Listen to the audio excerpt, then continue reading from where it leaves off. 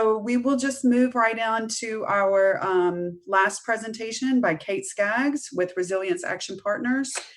So let's cue that presentation now. Thank you for joining us this afternoon.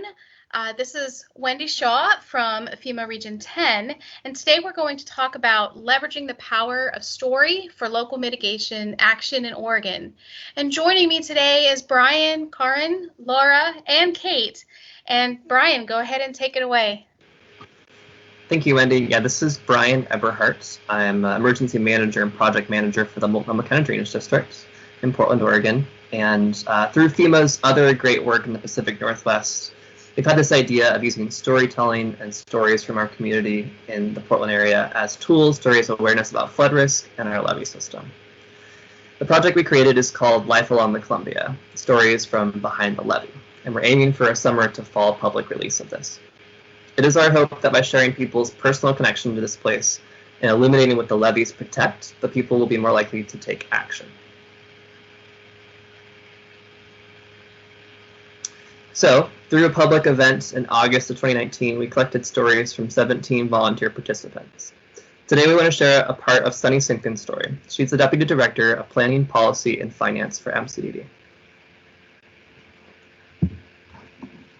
I was born and raised in Houston, Texas, and so from a very young age I've experienced flooding. Growing up there, hurricanes were part of life, lights going out, big rains, and not knowing if you're going to school the next day or if somebody's house was going to be underwater. My first flood, I was 5. It was Hurricane Alicia, and I'll remember that because my little sister was like 5 or 6 months old, and her name's Alicia. And then I went to school for geology and went to school in Austin, where again, there was a lot of surface water flooding from the river there, and we had a lot of dams. And so just kind of understanding the play between where we live and how we always congregate around water, because that's like commerce and ease of having the benefits of being around water, but at the same time trying to do it smartly and not minimize our risk based on also having the convenience of living near water. Sunny left Texas and made her way to the Pacific Northwest in 2002. She shares about how different the mentality is here from Texas. One thing that's different about the West Coast and living on a river that has dams on it is that we're more complacent about it, and it's not in the forefront of our mind. So that's when you tell people there is a levee district here in Portland, they're like, what? We don't have flooding. It doesn't happen all the time, but it will happen again, and we need to be prepared and know how to react when it does happen. As Sunny points out, one of our challenges in the Pacific Northwest is that flooding doesn't happen every day or even every year. So people forget, to get comfortable, they get complacent. It's our hope that by sharing stories like Sunny's about people who live, work, and recreate within our levee system, that we can help mitigate risks to our community, getting them ready for that next flood. And my name is Kate Skaggs, and I've been supporting FEMA Region 10, the mitigation planning program. And we have been supporting the Multnomah County Drainage District to connect this project to other story projects in Region 10. So previously, starting in 2017, we supported Pierce County, Washington, and Thurston County, Washington do their own Power of Story projects.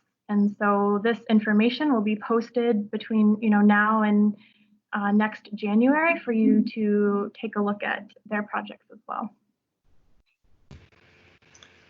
Thanks, Kate. Yeah, the levee system in Portland is at the confluence of the Columbia and Willamette rivers. It's at the end of the Columbia River Basin. The basin is the second largest in the United States. It has a series of multi-benefit dams that are used for hydropower, recreation, and most importantly to us, flood storage. The Multnomah County Drainage District manages 3 other levee districts along the southern shore of the Columbia River, protecting around 12,500 acres. That includes a mixture of industrial, commercial, residential, and natural areas. Our 2 most important assets that we protect are the Portland International Airport and the City of Portland's backup water supply.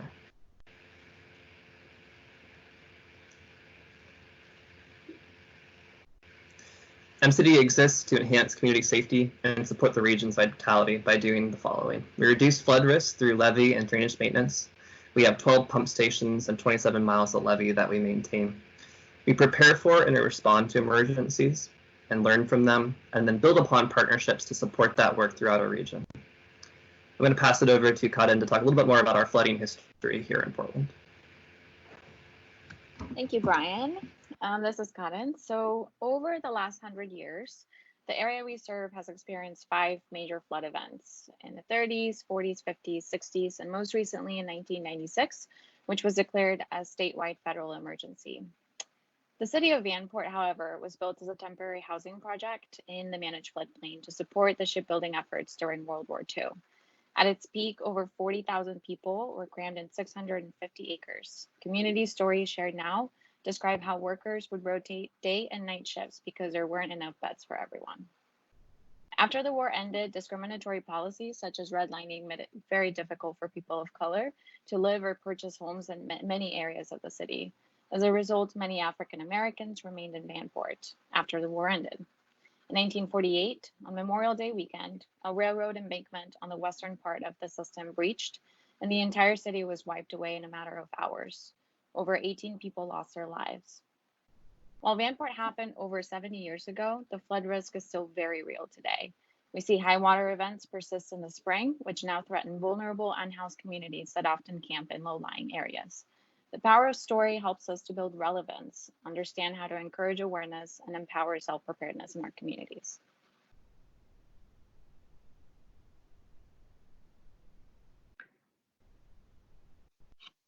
And moving forward with bringing all of the context together from the larger story projects in Region 10 down to the specific project supporting Multnomah County Drainage District and the flood history that was just mentioned. This project took about 1 year, and we are still finalizing the products from it. Started preparing for Regatta last August. We prepared for the individual interviews, transcribing the interviews, moving through internal trainings to help be able to learn how to use story as a risk communications tool. Now we're developing the promotional material to support the audio interviews. This information will be available again as the presentation is posted in case you want to be able to do a similar project within your community.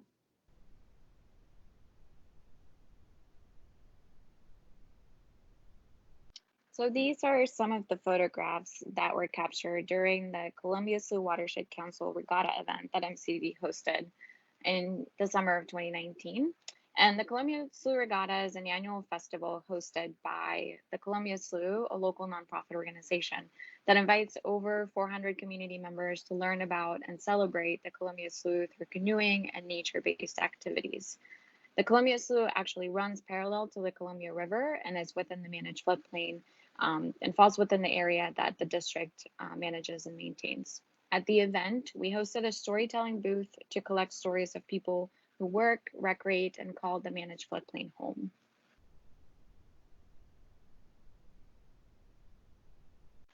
Among participants were community activists working to increase engagement of the Latinx community in sustainability, active transportation, and environmental conservation efforts.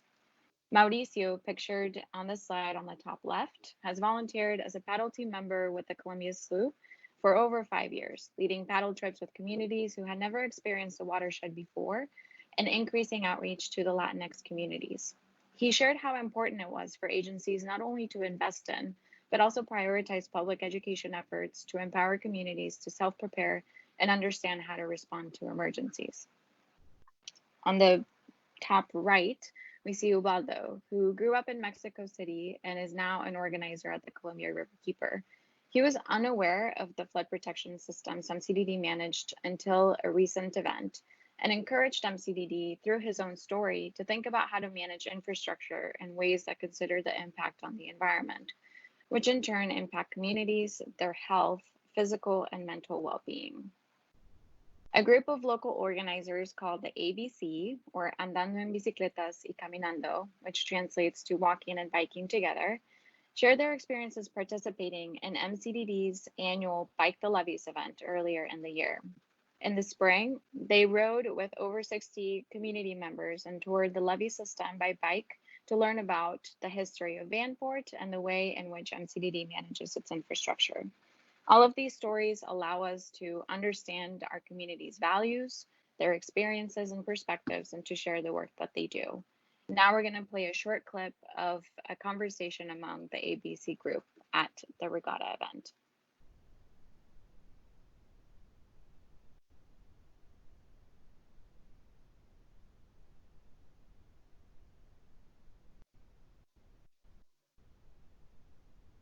MCDD organiza un evento de bicicletas llamado Bike the Levees para que los miembros de la comunidad puedan aprender sobre la historia del área y la infraestructura de protección contra inundaciones.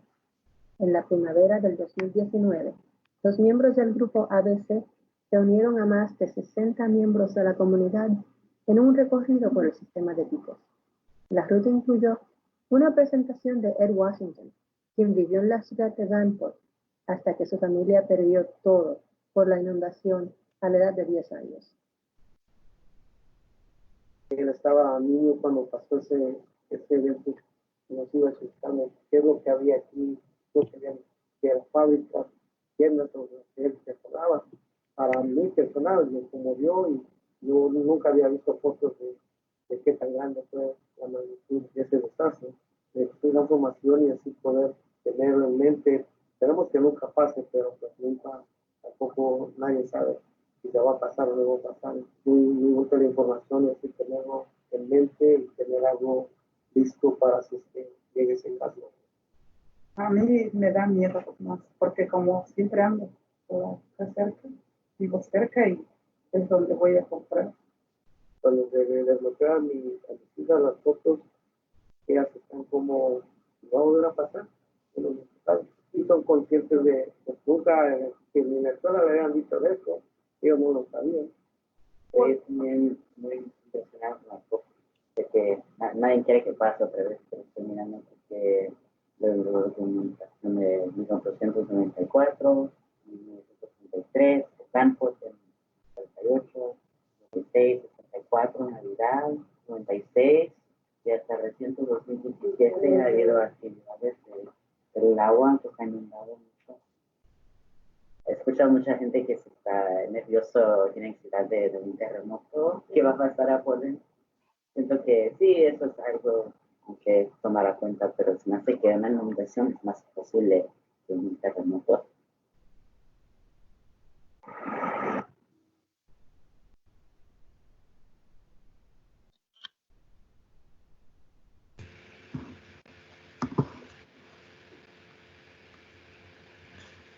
Yeah, I love that last line where they talk about how a flood is more likely than an earthquake, but doesn't get as much attention. I think it's just really empowering to us at MCDD to keep that in mind, that it's not necessarily on people's minds every day, so we have a responsibility to help people be aware of that.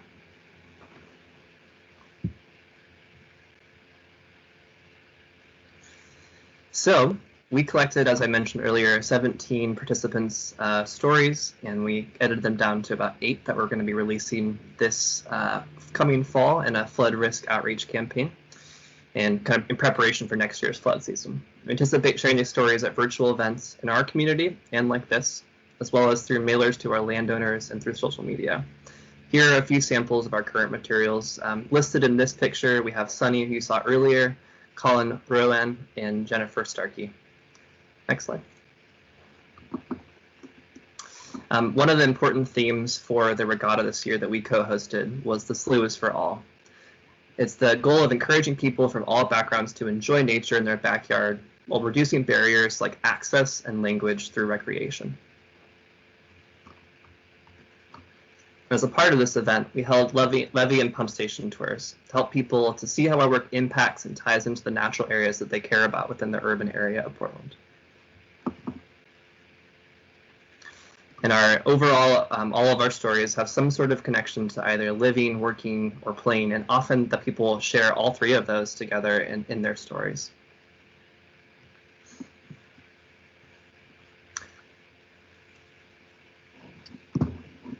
So one thing that was powerful through this process was not only the collection of the stories and the relationship building we had with those community members, but also a reflection as communication practitioners. So stories are something that help us to connect to relate to each other and to empathize with our experiences. And what we learned through this process is that we are all storytellers, even though sometimes we tend to be the ones that may be doing the writing or maybe doing the videography behind the camera. But in order to ethically collect other people's stories and build those relationships, we must be able to share our own. So part of what we did through this process is we hosted 2 workshops. The first was focused on telling our own story and understanding our own biases and our own values that show up in the way that we tell our own story, but then also to create awareness in the way that we might tell someone else's. The second workshop was hosted by a nonprofit partner, the Vanport Mosaic, to help practitioners understand informed consent and how improper storytelling could unintentionally perpetuate harm or systemic oppression, especially for communities who may be sharing stories that revive forms of trauma or negative experiences that they may have had. Both workshops gave people an opportunity to reflect at an individual, organizational, and institutional level, which is essential when you're asking individuals to share potentially traumatic or painful memories. I'm going to pass it on to Laura, who was one of the presenters at that second workshop. Thank you, Karen. And let's start by thinking about, we all intuitively know that there's lots of power in stories. But why is that? So I like to think about what actually a story is. A story is the building blocks of a community, right? They create a reality. Stories can shape the way we see and respond to communities' needs. So there is lots of powers in this decision that we make in terms of how we represent in communities. Are we going to represent in a way that invites support, initiatives and policies that truly benefit the communities, or we create a narrative that in a way justify or even invites disinvestment, oppression, and erasure of that community? So that's why it's so important to think about a compassionate and ethical storytelling framework. The first step that I like to think about when I embark personally on a storytelling project is considering the power dynamics involved in that storytelling process. Who gets to make the decisions? Who asks the questions? Who gets to tell the story? Who even determines if that story is worthy to be told? Who is going to listen? So there's no really magical formula to do storytelling in an ethical and moral framework. And I like to think of it as a messy,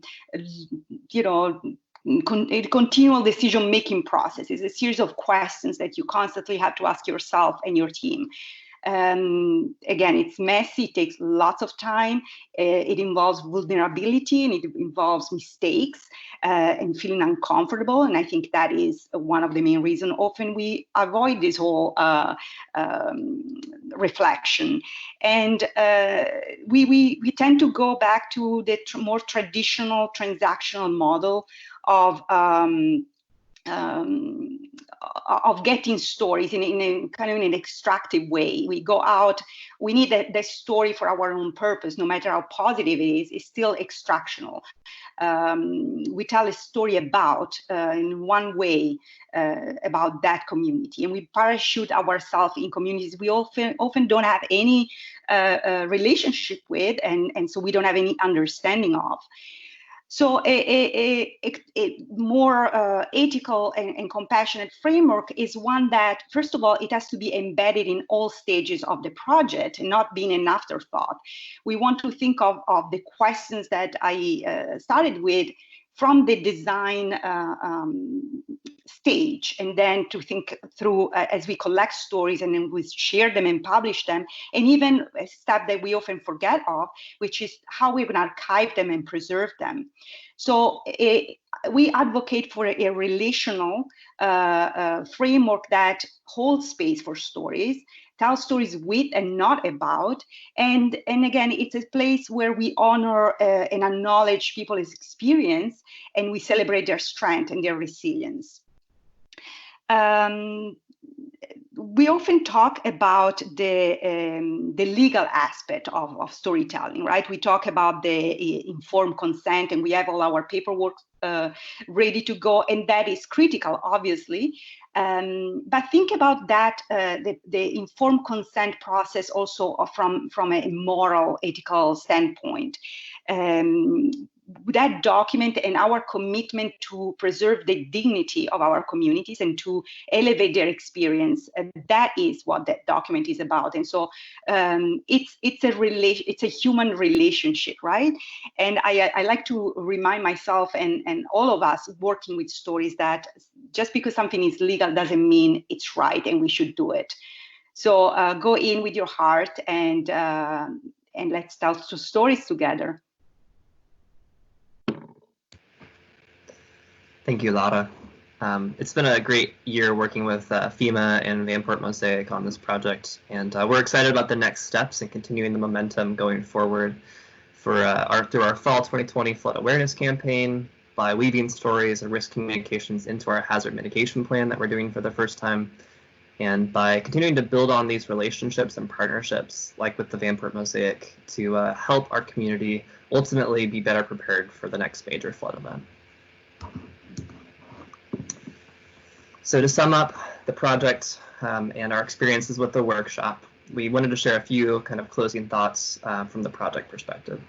Ultimately, we strongly believe that story is a powerful risk communications tool, that data by itself or maps is only so effective, and so stories can help support behavioral change. Another thing is that story projects should be community driven. They should come up from trust and relationships, and we should have not too much of an agenda when we approach these.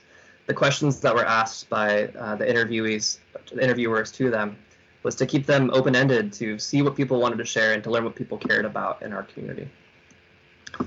And then when you get down to the nuts and bolts of this, I think a few things to keep in mind are that it's difficult at the beginning of a story project to know what you're going to hear, especially when you don't have a really tight agenda. So establishing clear goals with all the people that are involved in the project, and also being willing to iterate and live with uncertainty is really important.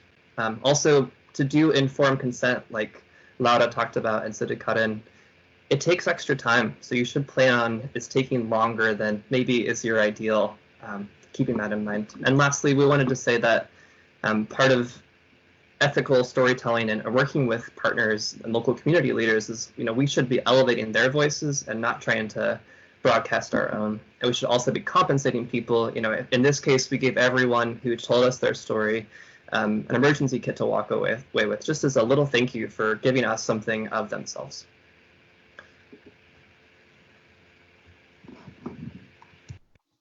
Hello again, everybody. So Wendy Shaw from FEMA Region 10, and I'm an engineer in the risk analysis branch, focusing mostly on floodplain studies and mapping. And I'd like to just kind of wrap this up and how this all fits into FEMA and our risk management directorate priorities, and then especially Region 10.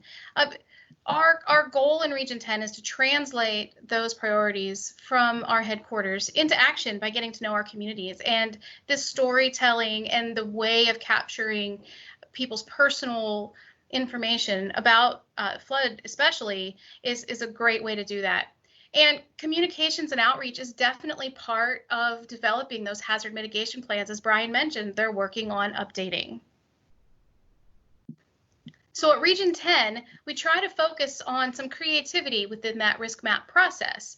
And you'll see on the slide, the yellow arrows indicate opportunities where we have found a connection point in that we can start communicating a little bit differently, not so much on the regulatory side of developing the flood insurance rate map, but definitely looking more towards what is that risk awareness, what kind of mitigation activities can be done towards that, and how do we develop and encourage resilient communities.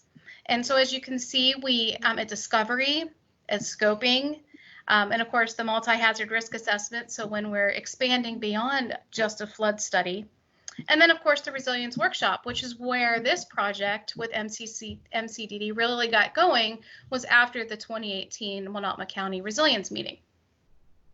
So I like to really just take this opportunity to thank Brian and Karen, Laura and Kate for all their hard work on this presentation, and then their hard work in their communities, and the never-ending pursuit for the community awareness and action and resilience.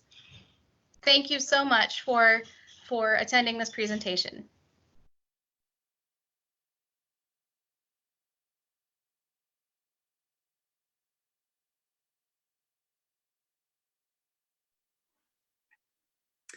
Well, thank you for that presentation. What a very, very interesting collaborative process. We have about 10 to 15 minutes for Q&A. So if you have not typed your question into the chat, please do so. And then we will get to your question as well. And so now I'm going to turn it over to Brian and let the crew make a few closing comments. Yeah, thank you so much. This has been a wonderful project for us. It's been kind of a new foray for us in risk communications. We've never done something like this before, but we were just so happy to have the support of, Kate and Ida and Lisa and Beatrice, as well as Wendy, to be able to do this project, to have the chance to listen to people, to hear their stories, and just give them room to talk with us and not so much to talk to them. And so it's been wonderful. It's been challenging. It's because it's iterative in nature. We've had to grow and push ourselves, and it's taken longer than we thought, but it's been really great. And I've also really appreciated working with Laura, as well as Kelly Mullen, who helped present in the storytelling workshop. So it's been great. I'm interested to see people's questions, so I'll stop talking until Jerry has a question for us. Thanks.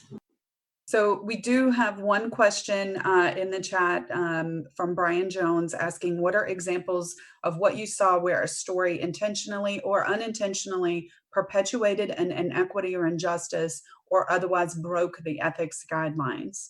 So who would like to take that question? Well, I'd like to address that. This is Laura. Again, I consider myself a story midwife, and that's my passion and my call in terms of how we do this in a storytelling in an ethical framework. And I can mention even my own project. I've been part of a collective we've been really committed in harvesting stories around the Vanport flood, which happened in 1948. And survivors are still here with us. They're in the 80s and 90s. And we noticed that even before we started our own project, there was a lot of trauma around these stories in the way it was previously recorded and covered even by the mainstream media. And so what we noticed is that people didn't want to share the story anymore because there is this extractive and unethical and insensitive approach to go into communities who are still traumatized even after this many years, and not considering the trauma that is kind of reinforced when we ask people to repeat a story that's painful. And so we realized that there is that level of trauma, and there is the trauma of seeing their own stories never really properly honored in the way that they felt beneficial to the impacted communities. So I don't know how much intentionally that happened. This happens often, and as a former journalist, I realized this is actually a very common approach, and there's no consideration in how painful it is to repeat a story, and then maybe even seeing that story taken and used for purposes that are not beneficial to those who tell the story. So that's an example that I can bring from my own experience. That's very interesting. And I know in doing some disaster response work, it's very saddening. And you can tell that the people, it's very difficult for them to convey their experience and their story. And so that's very interesting. We do have one more question from Cindy Wers. She says that we mentioned we were going to push stories out around the fall. How are we going to share the stories? Social media, posting on a webpage. She thinks it's a fascinating project, which I agree. So how are you going to share some of those stories? I don't know who would like to answer that. I can jump in. So I'm Carrillo, and I have been working really closely with everyone on this project. It truly has been an incredible collaboration across government and nonprofit sector. And so the way that we plan to share is definitely through some social media campaign and through a series of newsletters. So in the project, we covered that the stories that were collected were of people who lived, worked, and recreated in the floodplain. And so we hope to have themes that cover those stories and those categories, and also just enhance where they overlap. We are also, in addition to social media and our website, and we're looking at some multimedia options. And so looking at story maps as a way where we can tell these stories together and not only separate, because they complement each other in the way that the communities embrace and also their relationship to the place.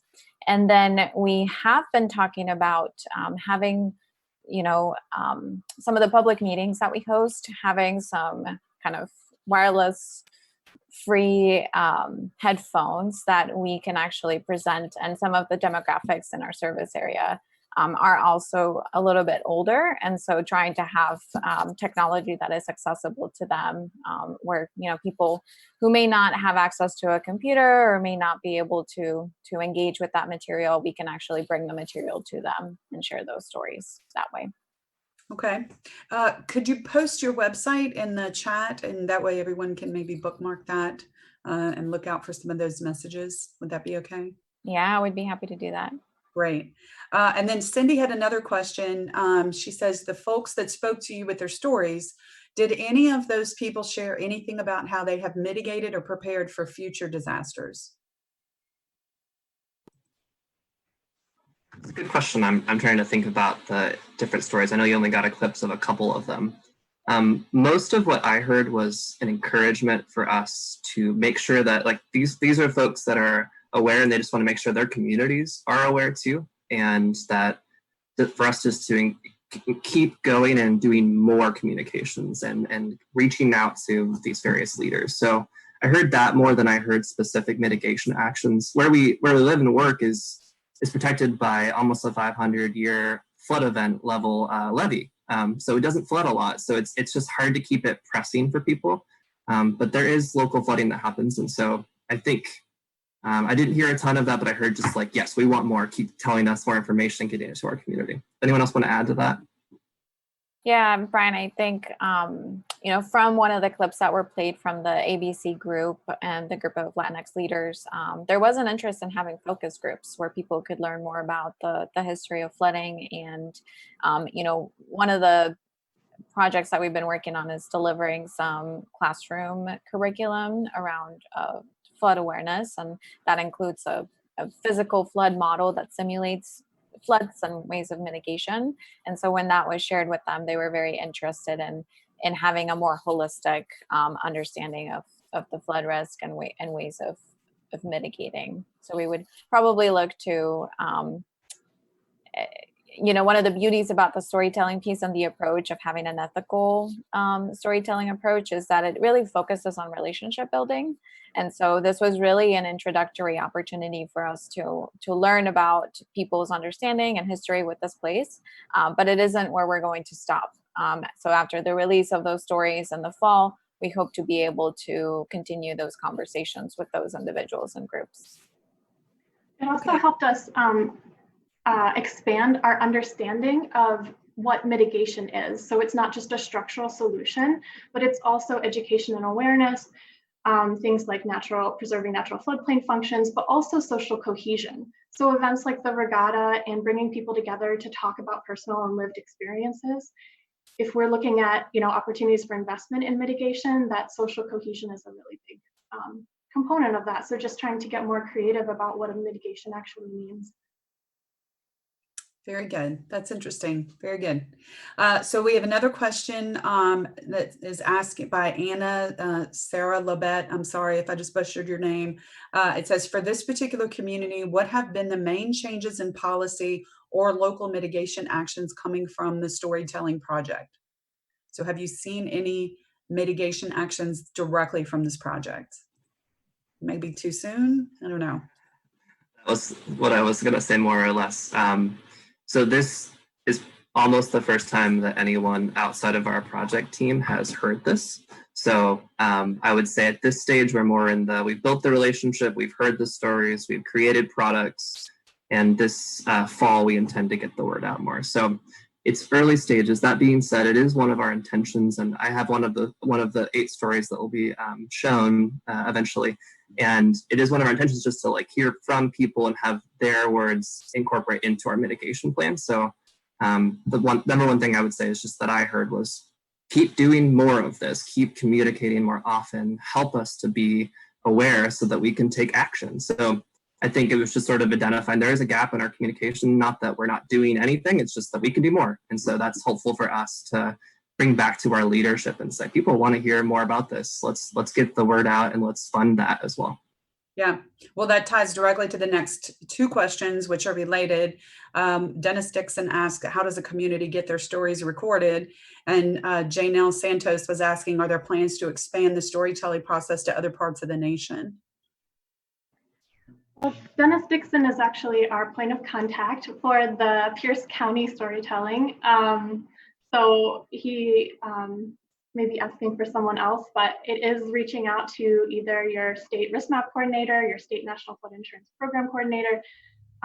This again is funded through FEMA's CERT contract. So, you know, whoever is responsible for that, I know that looks different in every FEMA region, and similar projects are already in FEMA Regions 9 and 3, and I have heard of a couple of other regions, but so far it's been region specific. Okay. So Stacy L. with the U.S. Army Corps of Engineers is asking, is this a national initiative by FEMA? And can you talk more about the FEMA storytelling training? She thinks she saw a slide on the storytelling training. So who wants to take that one? Wendy, do you want to take it or do you want me to? So this is also provided through the CERT contract, which focuses on creative ways of risk communication. So what, in addition to engineering and technical data, can support a more holistic understanding of flood risk? And part of that, an important part, is communications. So training is also a part of that contract with FEMA. Okay, so we have a few more questions asking about how this was funded. And so this was part of the CERC program. What does the CERC acronym stands for? I'm going to get it wrong if I try to say it. Community engagement and risk communications. And Wendy, I don't know if you want to take more of that. No, that's great. So I just wanted to add what Kate said as well, that it's all about doing a better job of communicating and how do we incorporate that. When you're fortunate enough to have a risk map project in your community, we're talking about these storytelling trainings already, and we're discussing ways, better ways to communicate what's happening for the project. If you don't have one in your community, do exactly what Kate suggested. Reach out to your state components, reach out to your FEMA regional people. And this is, I think Region 10 is a leader in developing these and getting these going. And I think our partnerships with MCDD is fantastic. And I wish that we could do more of this. I wish we could do this with all of the communities that we serve. And I hope that it's more of a catalyst to do this much, much more often and much, much more consistently. Okay, so I think we might have just enough time for our last question. It looks like in the chat from Naisha Foster. She says, it's a little bit off topic, but what was the quote that you guys used again? Emotion, feeling, and biological regulation all play a role in human reason, something along those lines. Does anybody remember that quote? Is that from our presentation or the prior one? I think it might have been the prior one, but maybe I remember wrong. Laura caught it. They're all smiling, so I don't think it's us. Okay, all right. You're off the hook on that one. Yes. Okay, I don't see any other questions, so I think that's it. Great job, you guys. That was. Thank you all for listening. Yeah, thanks, Jerry. All right, bye, everybody. Thank you.